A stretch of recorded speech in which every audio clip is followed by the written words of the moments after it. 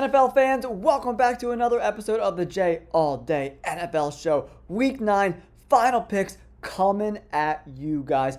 We have a lot to unpack today, guys. A ton to unpack. There have been so many injuries that have come out over the last couple of hours that we have to be aware about if we're making bets or picks or work pools, whatever it is. We got to be in the know so we get them W's, guys. All right, before we get started, this video is brought to you by Underdog, the ultimate place for fantasy football, guys. And because you're a part of this community, they're doing a great offer for new customers. You play $5, you get $100 in bonus funds for all new customers if you use my promo code JALLDAY. Take a look at your screen right now. I built a lineup for you guys. Maybe you want to take it, maybe you don't. But I think we're going to win some cash with it, guys. Justin Jefferson over 4.5 receptions.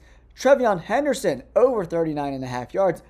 I'm going with him because Ramondre Stevenson is out versus the Falcons. And then Patrick Mahomes over 229 passing yards in a potential shootout versus Buffalo. $10 to win, $20.09. Let's get into the video. Week 9 NFL final picks coming at you guys. But before we do that, you know what to do. Smash the like button. Blast that hype button into the universe, guys. And you got to subscribe to the channel, guys. We're closing in on 28,000 subscribers. And if you're into sports betting, check out my memberships. We're up over 250% for the season so far in our unit bets. We're just straight crushing it. You get to get access to my sportsbook each and every Friday. All right, 78, 42, and 1 on the season. Not great, not terrible either. There's been 2 really bad weeks for us this year where the upset bug was out in full effect, and crazy upsets. Like last week, the Dolphins over Atlanta, the Bengals losing to the Jets. What a disaster. So kicking things off this week, let's talk about these Bengals. Joe Flacco is dealing with a AC joint sprain in his throwing arm. That's not great. On the flip side, for the Bears, it just broke the news. DeAndre Swift is out, the running back, in this spot. That's huge news. They do have rookie Kyle Monangai out of Rutgers, who I really, really like. And they're about identical of each other, like size and weight and speed, all that stuff. So I'm okay with that. And I just think the Bears are a better roster right now in totality. And other big news, Trey Hendrickson, doubtful in this spot. And without Trey Hendrickson, this defense doesn't have a shot. They're already giving up 151 yards per game on the ground with him. Without him, it's going to be like 200 million yards, man.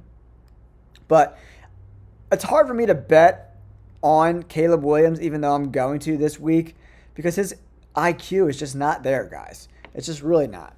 But the defense is so bad, and with Joe Flacco having limited arm mobility with that AC joint sprain, I'm expecting him not to be able to push the ball down the field a lot, and that's the only way they're going to win is to win a shootout, because I'm expecting the Bears to put up at least 28 points in this spot, guys.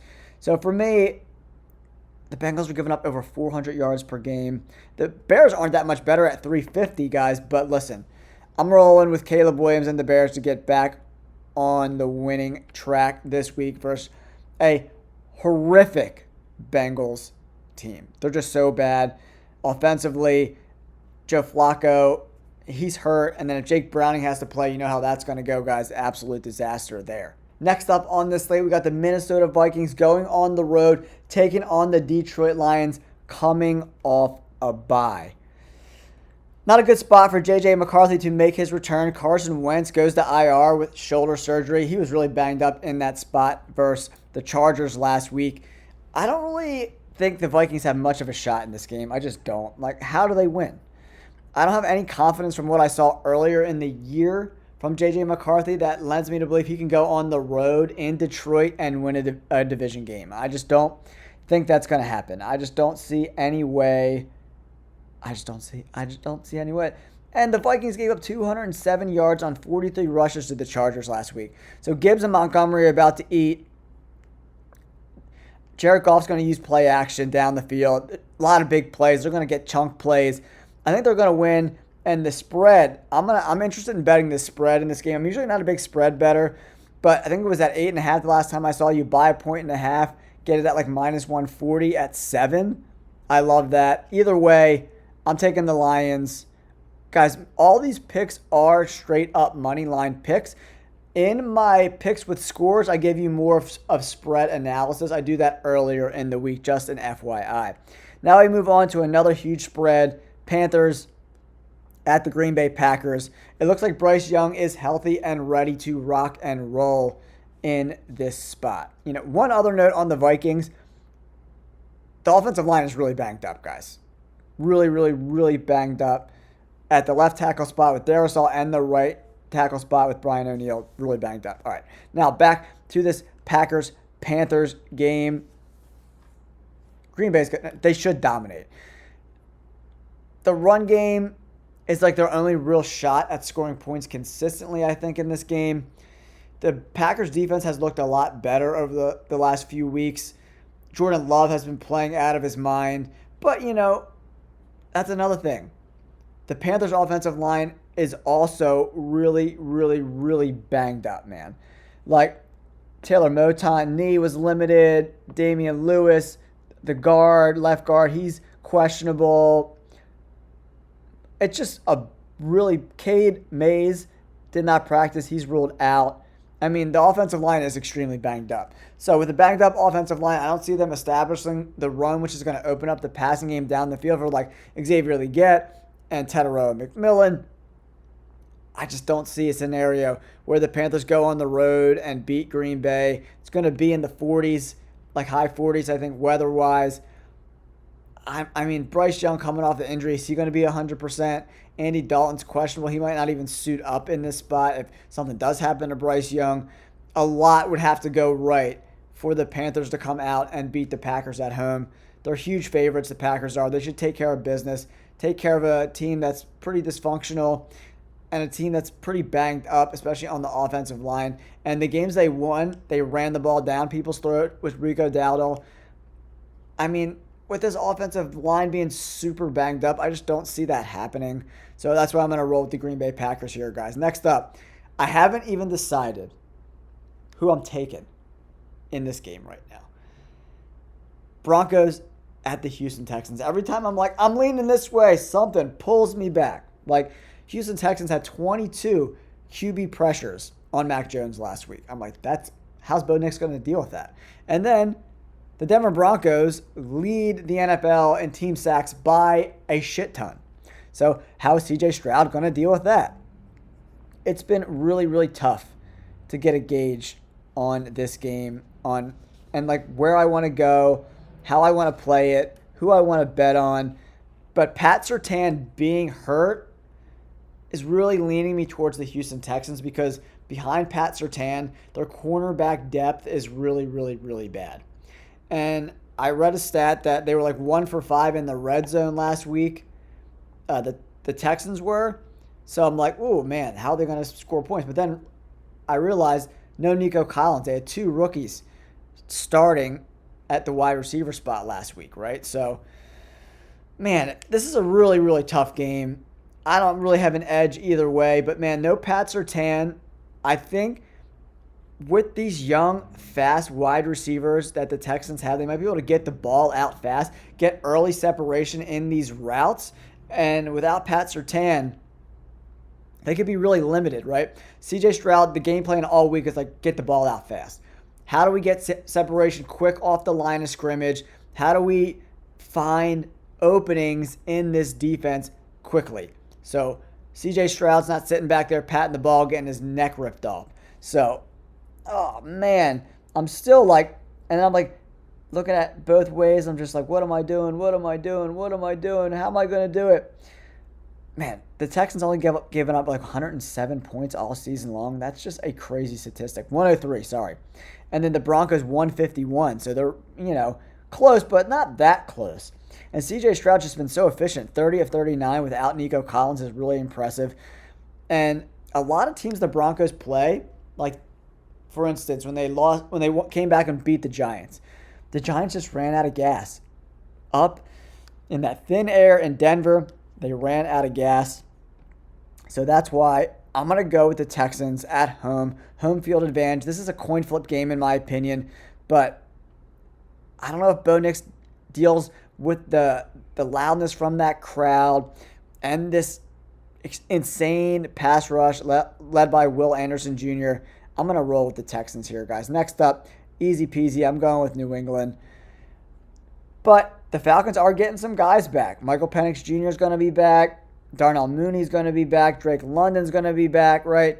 This is a game that, has trap game written all over it because the Falcons have been so shitty, getting blown out by the Dolphins at home. I just can't see Mike Vrabel laying an egg here. He's just a really good coach, and good coaches figure out ways to not get in a bad situation against a reeling team. He's going to keep his team focused. Drake May has been really good, but no Ramondre Stevenson in this spot, so Trevion Henderson's going to be the number one back. He's got to hold on to the football. Trevion's got to hold on to the ball. Because if the Falcons force a couple turnovers, this game could get dicey, right?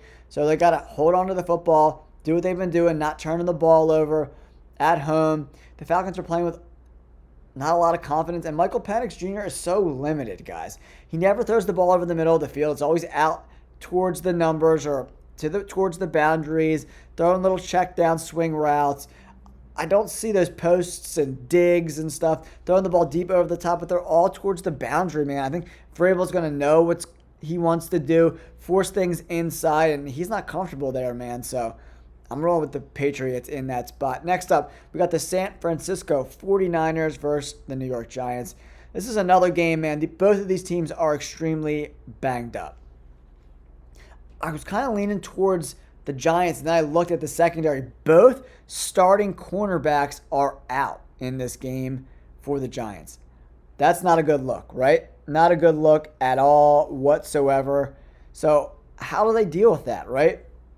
I don't know. Javon Holland, the safety, he's questionable in this game as well. The Giants have a really good front seven, right? And a really good front seven gave the 49ers some serious trouble last week, right? Man, this is another game that I think is going to be really, really close, but I'm going to lean towards a team that's better coached, right? And for me, Mac Jones is starting, so I'm going to go with the better coached team in San Francisco. They got Christian McCaffrey still, but the Giants, Tyron Tracy is no slouch, man. So if the offensive line can get cooking with Tracy, their offense could be okay. And Bryce Huff is out for the 49ers, man. Now I'm convincing myself to swing back towards the Giants, man. This is another game. It's really, really tough to get a gauge on how this is going to look. Ricky Pearsall's out in this spot. The offense was really limited versus Houston. But Scadaboo's done for the year. Tyron Tracy steps in. Devin Singletary's no slouch either, right? Oh, man. But I don't know. This is a really, really tough spot. And the Giants are 2-1 at home, 0-5 on the road. But Adebo and Flott are both out. Javon Holland is questionable. I don't know, man. This is going to be a turnover game. I just think Robert Saleh going against a rookie quarterback can figure something out. That's why I'm going to lean towards San Francisco. All right, next up we got Colts and the Pittsburgh Steelers, right? The Steelers have looked old and not dynamic in any facet of the game. And the Colts are the opposite of that, man. They look really, really good running the football. The offensive line looks tough and nasty. The defense is playing good. Lou Anarumo's got this defense playing well. Aaron Rodgers is the dink and dunk queen at this point in his career right now. Can he push the ball down the field versus this Colts defense? I don't see it happening. Lou Anarumo wants to keep things in front of him, right? So DK Metcalf, that's not really his game, So this is going to be a tough ask. Can Jalen Warren and the running game get going against the Colts? Every time I'm looking at possible scenarios for the Steelers to win, I just think the Colts are a little bit better everywhere right now. Daniel Jones is playing better. Jonathan Taylor is playing better. I think this receiving core as a group is playing better than the Steelers is. And this TJ Watt is not getting any pressure. Slay and Jalen Ramsey are like the old guys from the Muppets out there just collecting paychecks. I'm going with the Colts here, guys. Next up, Chargers, Titans. I don't have a lot to say. The Chargers look great. I'm hoping Mekhi Becton can play. They got Joe Alt back, and it looks like a brand new offense. They kicked the living dog shit out of the Vikings on Thursday night. So they got a little bit of extra rest, and they're playing a reeling team with no real path to victory, right? Jeffrey Simmons, right? He's out. He's the only really super talented guy on defense for the Titans. And the Chargers are running the ball really effectively, using play action well. Justin Herbert's doing things with his legs. He's looking pretty dynamic. Chargers should win this game easily. We got another spot here, guys. I'm not going to waste your time on the Rams at home. Tyler Shook is starting for the Saints. He looked pretty mid in the time he got last week, and Alvin Kamara's not 100%. Puka Nakua's coming back. The Rams are coming off a freaking bye. Good luck, New Orleans. The line's at like 14. It is what it is. All right, here's some more breaking news. Jaguars at the Raiders in Vegas. Travis Hunter, cornerback, wide receiver, on IR. He's out. So they lose their best cornerback. They lose their best wide receiver because Brian Thomas Jr. has been super ass cheeks this year with the drops, right? He's got straight butterfingers. Butterfingers. And he's hurt too. His shoulder injury is limiting him in practice. Brock Bowers is back healthy. Jacoby Myers. If Geno Smith can't win this freaking game, they got to kick his ass to the curb. I mean, Pete Carroll with a healthy Ashton Genty, healthy Brock Bowers, Jacoby Myers going up against a lackluster, kind of reeling Jaguars team without Travis Hunter. I'm going with the Raiders in this spot, man. This is the one of the upsets I'm picking this week. I'm going with the Raiders to upset. It's only an upset because they're plus money, but it's probably about a 50-50 game. Chiefs, Bills. How is this not Sunday Night Football? NFL, what are we doing here, guys? What are we doing? The freaking Commanders and Seahawks is Sunday Night Football, and the Bills and the Chiefs are in the afternoon slate? What the hell are we doing here, guys? What are we doing? That makes no sense to me. Chiefs, Bills. Guys, remember, the Buffalo Bills lost to the Atlanta Falcons. I don't know what else to say. Ed Oliver's probably done for the year. The secondary's banged up for the Bills, man. I don't know how they cover all these wide receivers consistently over the duration of this game. I know Pacheco's out for the Chiefs, but they're not running the ball a lot anyway. The Chiefs are like using the screen game as a running game. 4 yards here, 5 yards here, putting guys in motion. I don't know how the Bills keep up with Patrick Mahomes in this spot. I love Josh Allen. Unless they can control the ball, running it down the Chiefs' throat, and keep Mahomes off the field and win a close game like 2017 or something, hopefully they get last possession. I just think the Chiefs are cooking right now. They did struggle in the first half versus the Commanders last week. And then they took over in the second half. They made some adjustments. So, I don't know. I mean, I don't think the Chiefs and Bills of this year are as good as the teams in previous years. And the Bills just don't have a number one X wide receiver. Keon Coleman's not. Who are they relying on to get third downs against Spagnuolo's defense? James Cook can't catch passes on every third down. Maybe the tight ends they can rely on a little bit, but the linebackers are pretty good. I want to see Chris Jones have a big game. I'm going to roll with the Chiefs here on the road. Another really freaking close-ass game, guys. Sunday Night Football.